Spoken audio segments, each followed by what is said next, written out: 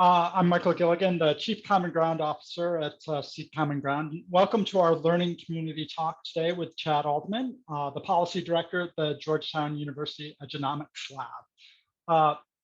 Today, Chad will be talking with us about school funding and specifically how the federal relief funding for education can be allocated, the role of advocates in helping drive decision-making for these resources, and the opportunities that this funding provides to advance equity. I'll conduct a brief interview with Chad, incorporating your questions. So please pose them in the Zoom Q&A function. And again, this is a pitch to join live talks so that you get to have your questions answered. We are recording today's talk and it will be available on Slack tomorrow, June 30th. Also, Chad has agreed to stay on after our 30-minute formal presentation for a few minutes for overtime to have an off-the-record discussion. And just as a reminder, we have upcoming talks with Delia Pampa on July 13th at 4 p.m., with Ian Rosenblum on July 14th, again at 4 p.m., and Pam Cantor on July 22nd at 2 p.m. And we'll continue to add more talks based on your recommendations and suggestions. So please post them to us on Slack. So now let me jump right in. So Chad and the folks at the Edunomics Lab are conducting really the most forward-looking research on both how the federal relief funds for education can be deployed and on equitable school funding just overall. So we're honored to have him join us today. He's got a wealth of resources and information to share. So also have your questions ready. Just a little background on Chad before joining the Edunomics Lab. Chad built his research bona fides at Bellwether Education Partners, as well as at the US Department of Education during the Obama administration, on a broad range of education issues, ranging from college and career readiness to school choice to teacher retirement funding. He's also an advisor to our friends at the Collaborative for Student Success, who've worked with some of you all over the years. So with that introduction, I will now pass the baton to Chad, and over to you, sir. Thank you, Michael. Thanks for having me. I'm looking forward to your questions. So I'm going to share some slides that we have. We're going to talk a little bit about the federal relief funds and how they flow to states and districts, and also some questions about how they can be used in those states too. So this is just a quick reminder on the timeline. There's 3 different pots of federal money. I'm going to be talking about them mostly in general, but they are slightly different. The first one came last year. It was about $250 per pupil. It flowed to school districts to allocate. The second one was about $1,100 per pupil and has to be allocated or obligated by September of 2023. And the last one is the biggest one, is some people might call it ARP. They are broadly, collectively called ESSER, but that is about $2,400 per pupil. It varies greatly by state and by community. Generally, large districts with more concentrations of low-income students got more money, particularly if their state is spending more money. The money is all flowing through federal Title I formulas, which give more to states that spend more on education and that are more equitable in their distribution of funds as well. The money's quite flexible.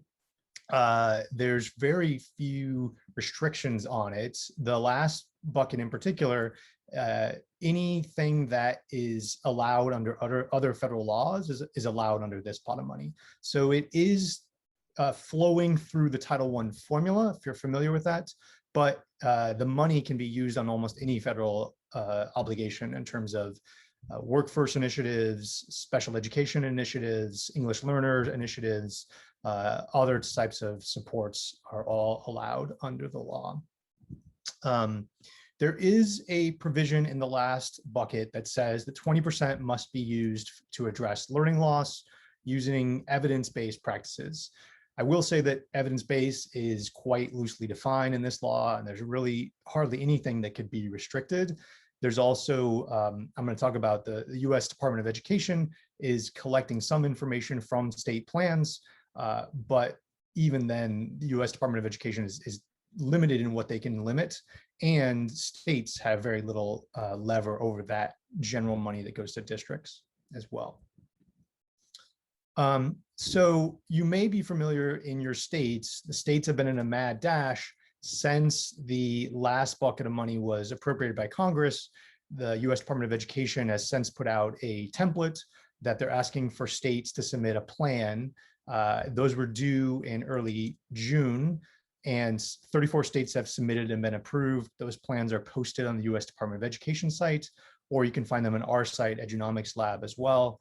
Other states that are still not finished are in the process. They're communicating. They all have 2/3 of their money and are scheduled to get the final third. But so those are plans or articulations of the state priorities of what they plan to do with the money.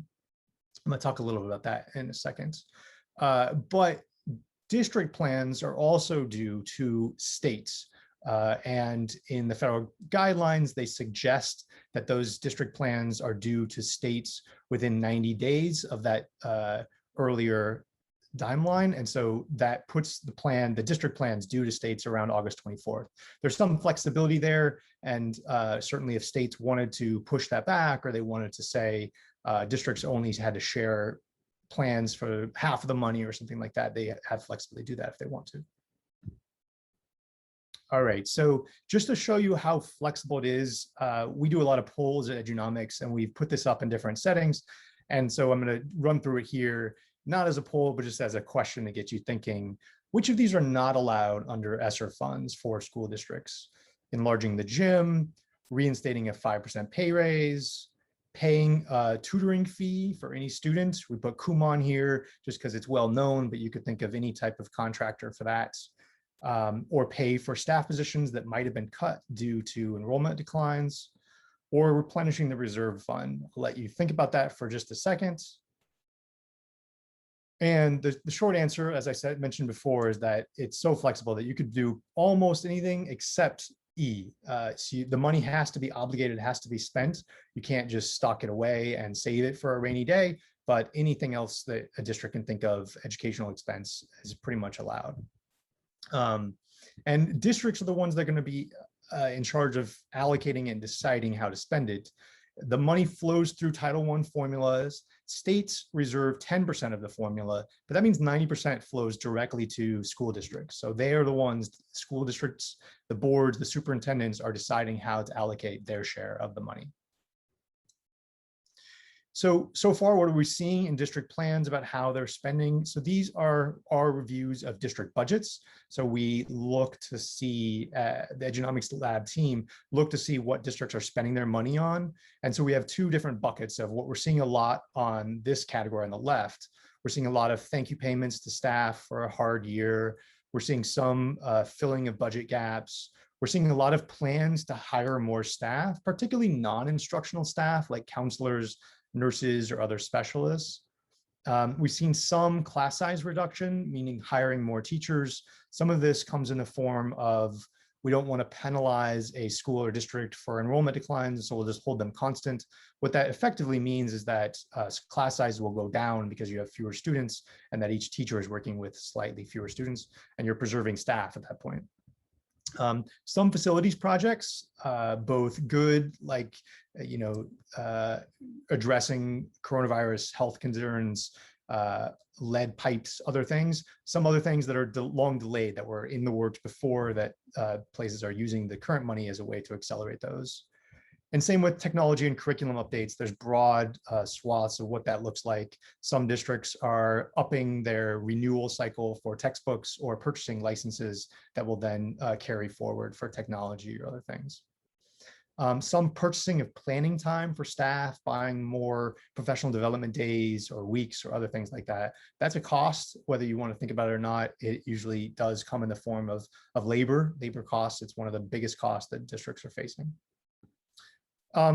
If you've been following some of the advocacy community and the conversation about what districts should be spending on, you might see more of those types of things in this list that we're not seeing from district plans yet. Again, it's early, so some of these things can change, but this is what we were seeing as of earlier this spring, about a month or two ago. We didn't see a lot for tutoring. We didn't see a lot of district expenses on tutoring. The research is pretty solid, especially in high dosage tutoring, but districts have not at least have financial plans to make that a reality at this point. We didn't see a lot of using the money to buy additional time for students, whether that's adding weeks to the school year or adding time to a day. We also didn't see a ton of pass-through allocations to schools. I wouldn't say that we saw none. There's some particularly big districts like Chicago and New York City were essentially giving more money directly to schools to decide how to allocate funds. Usually those were allocated based on a formula with higher weights for low-income students or students with special needs like English learners or special education students. We didn't see a ton of customized options where the money flows to parents. That is allowed, and so you could think about money for parents to purchase technology or purchase internet or to keep their students, their children engaged in online learning or coming back to school next fall or to engage and do extra tutoring along the way.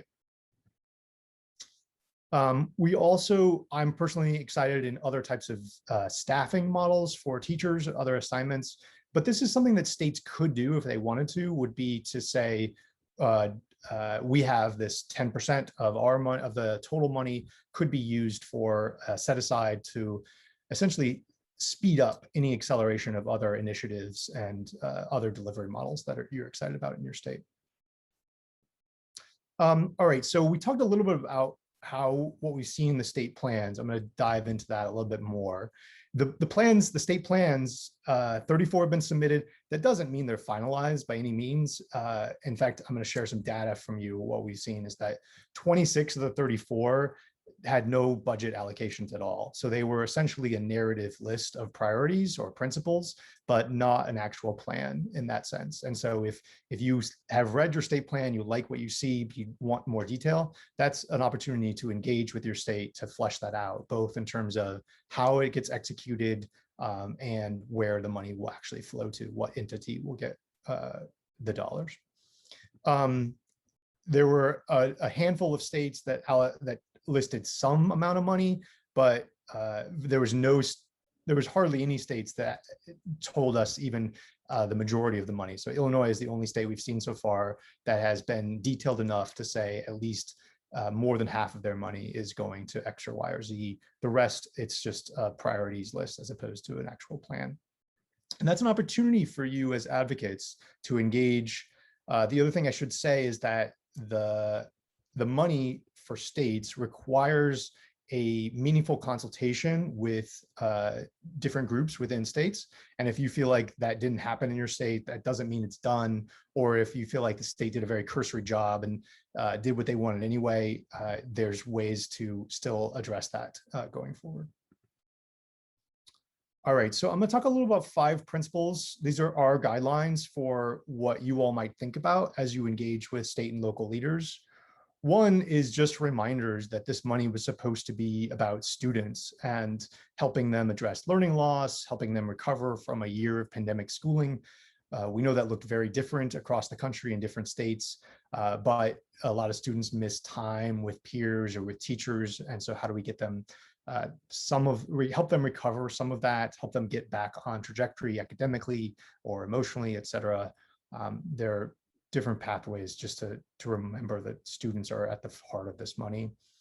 The second thing is to commit to a multi-year spending plan. So it is a lot of money at one time. It does have to be obligated in a couple years' time, but that means that you have some time to think about how it gets allocated, and thinking the money as a new one-time investment, I think, will help you engage with your districts So it doesn't just get mingled in with other operating costs and sort of inertia takes it away, as opposed to really being used to accomplish some concrete objectives.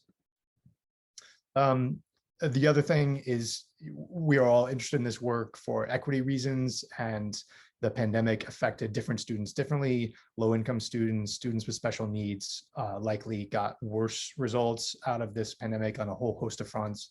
But just making sure that this money is actually targeted. And I'm gonna talk a little about some ways to do that, but I think that behooves districts and advocates to keep that front and center. There's also tools to make sure that the money is distributed equitably across schools. Edunomics Lab tracks this. It's required by federal law for all states to report school by school spending data. And so your state has it, we've collected it on our site. You can find it and see what it was pre-pandemic and then follow it along the way of whether the money is actually flowing to the students who need it the most. And then the last one is about transparency. So just we're not seeing a lot. Partly it's rushed timeline. And so we're not blaming anyone here, but it is very hard to see where all the money is going. And so we would encourage you all to engage and ask for transparency, making sure that there's public communications about what is being spent and how.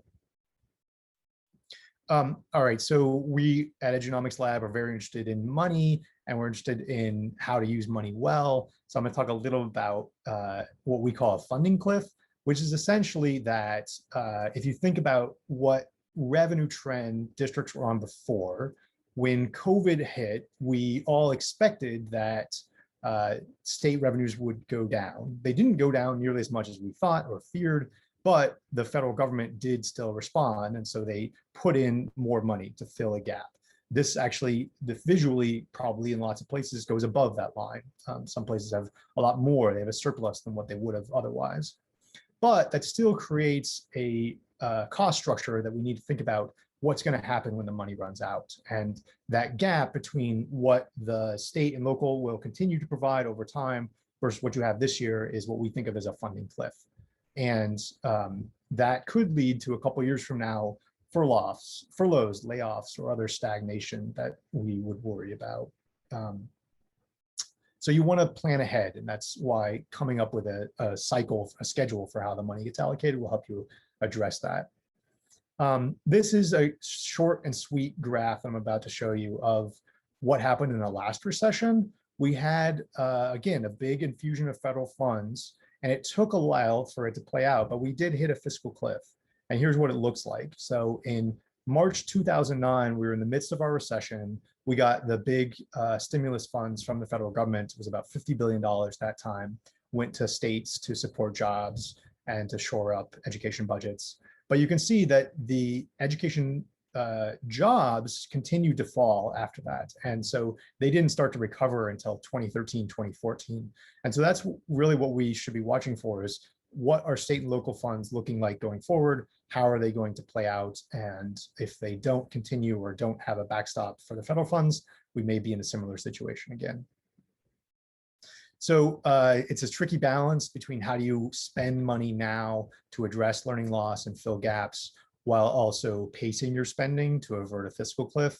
And I don't have an easy answer there, but thinking about the federal funds as a special set aside money and making a spending plan. So we've put this out there as a good one of 40% the next school year and 30% scaling down from there over time. So this is thinking about how the money gets spent and a way to focus on equity.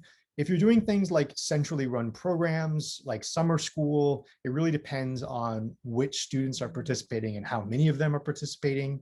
If you're spending your money based on ratios, such as class sizes or counselors or nurses, you might be creating some inequities based on school size or class size. If, for example, you say every school should have one counselor, one nurse, that might be a good idea in principle, but then different schools are different size, and so they're essentially getting more or less resources based on that. Another option is to think about weighted funding for schools and letting some principals have some discretion over the money, or directly engaging parents in the money. Is there a way to get them the money to make their own decisions of what makes sense for them, whether that's summer camps or technology or other ways to engage students. This chart is something that we've used a lot. It's essentially showing that teacher salaries tend to be higher in wealthier schools, even within districts. And so if you're doing things like a percentage-based raise, every staff member gets the same percentage, that seems fair, except when you think about in actual dollar amounts, it means that the wealthier schools are getting more money at the back end as well. All right, so I'm going to stop there and we can take some questions. I will say that the Edunomics Lab has data, so we have some other resources for you. I mentioned the school by school expenditure data is on our website. We also run a certificate program. We're going to do a virtual cohort starting in November. We've done virtual cohorts before. They tend to do pretty well. But if you have any questions about how school finance is distributed, this would be a great opportunity to engage and learn more about how it works in communities. We tend to bring a lot of polls and questions about real-time events that are going on and have you all think through implications of different decisions that states or districts might be making. Well, I have my contact info here. I will stop and we can turn to Q&A. Thanks for that presentation, Chad. It was a really great overview. I think you're on mute, Michael. And I am going to turn to some of our audience questions. I'll go to Sandy's second question first.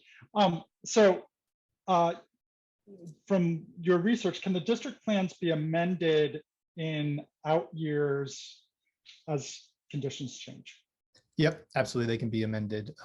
And I expect they will be amended. So the district plans are to states, and there's not really a approval process. The states will be watching to make sure that districts don't do anything illegal with their money, although, as I said, it's pretty flexible. And states may try to embed their own incentives on other pots of money. They're really not allowed to on this federal money. The federal money is so flexible that states are not allowed to put their own priorities on it. That doesn't mean states might not put priorities on other money that they have if they're spending new attachment to the state grants. That's state money as opposed to federal money. So actually, someone's already posed a follow-up around that, which when you outlined where you're seeing funding being allocated, I don't want to lead the question because I think I have a response, but let's hear from you. So have you seen guidance? Are there guidelines around how funds can and cannot be allocated? Well, so as I said, they're very, very flexible. So, but there are FAQs that the U.S. Department of Ed has put out that are pretty clear, pretty good, and they keep updating those. So that would be one place to check. Honestly, if you're on this call and thinking about whether it's allowed for an educational expenditure, the answer is probably yes. There might be some, the restrictions may be at your local level in terms of a union negotiation, a union agreement, or a state level policy on class sizes will definitely impact the things that you do. But otherwise, the money from the federal government's perspective is fairly flexible and can be used and spent in lots of different ways, whether that's a direct program, whether that's payments to parents or payments to principals as a way, I shouldn't say payments to principals, but money for principals to use at their discretion. That was a great response, because that was something of concern, especially as so many of the folks on this call are actively engaged in advocacy, is that from the federal government perspective, from the legislation, it's open field. And where it gets more directive is as you get down. So you need to have that access to local plans. And that's where the restrictions come in. Is that fair? Yeah, totally. And the other thing I would say is that, so I mentioned this in the state bucket when we were talking about it, but states and districts might have articulated priorities or ideas for what they want to spend the money on, but they have not, for the most part, allocated dollars to those. And so a lot of it is still to be determined. And so if your priority is not as front and center as you would like it to be, or it's not even mentioned, there's still time. And so don't give up just because it's done. It's very much still in play. Rachel, I'm gonna come back to your question, but Zakia has come up with a battery of questions, and so I'm gonna actually work them up, Zakia. And one of them, which is super salient for this group, is just based on what you know, are there any real consequences to districts who don't engage in community feedback or community recommendations around their plans? Yeah, that's a question we have. We're not sure. So I'll give a couple examples. One is Hawaii. The legislature recently passed a bill trying to give teachers a raise, and the governor vetoed it on the grounds that it didn't have enough community engagement. And particularly some of the principals and other staff members were disgruntled that they weren't included in the raises or weren't consulted. And so I think that we'll see some of that, or we've also seen some states that put out plans as drafts and then quote unquote got feedback, but then they submitted the exact same plans. And so I think in that situation, I think an advocate could certainly put pressure and embarrass the state. I don't know about legally whether they could, but it seems like potentially because the state is required to get meaningful consultation. I think advocates could argue if it's not meaningful, if there's no changes, then it wasn't meaningful. It's not real consultation. I'm going to ask you 3 more questions. Maybe I might be able to get the second and third into one.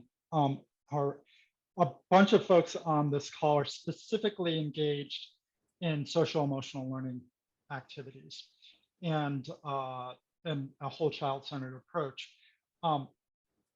Are you seeing any best practices or any plans that are directed towards supporting social emotional learning? I would say I'm not an expert on this. I would say that we are seeing a lot. I think the theory of action on social emotional is a little bit underdeveloped. So states definitely flag it as a problem that they want to do. It's very common to name in the state plans. We've seen it a lot.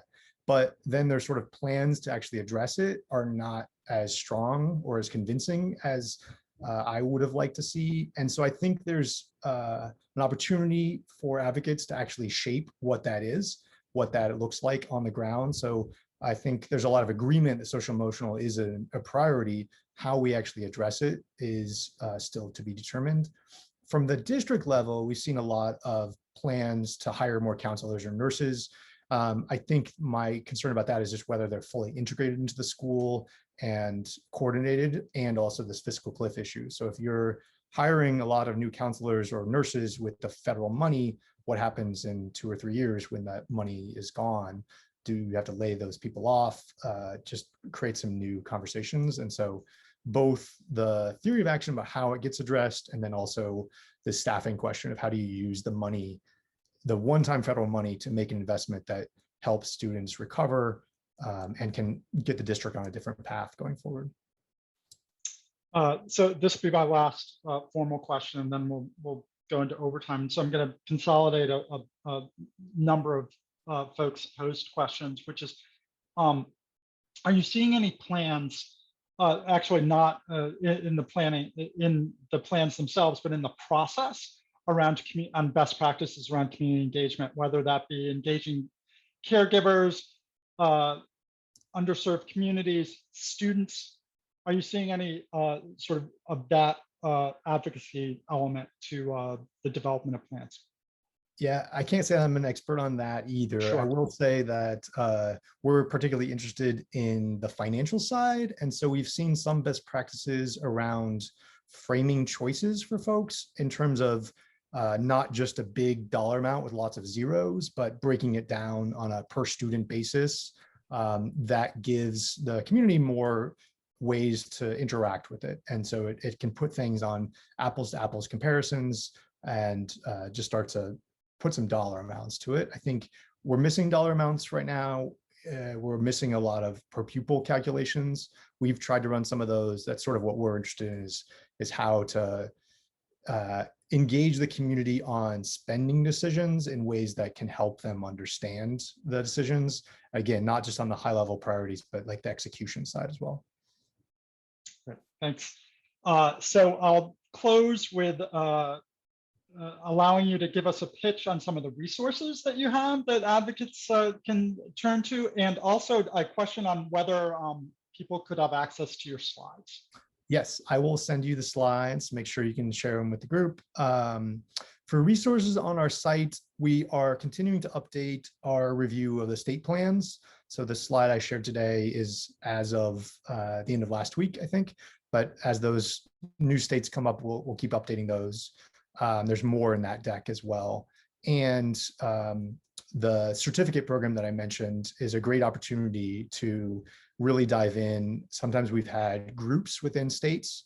If you can bring together an advocacy community or bring together advocates and state or district leaders that have some decision-making, almost using the cohort as a way to get together and make some decisions and think through implications for your community, is an opportunity that we would love to see more of. Well, on behalf of the Seek Common Ground family, thank you again, Chad, for sharing your knowledge, your wisdom, and these tremendous resources with folks.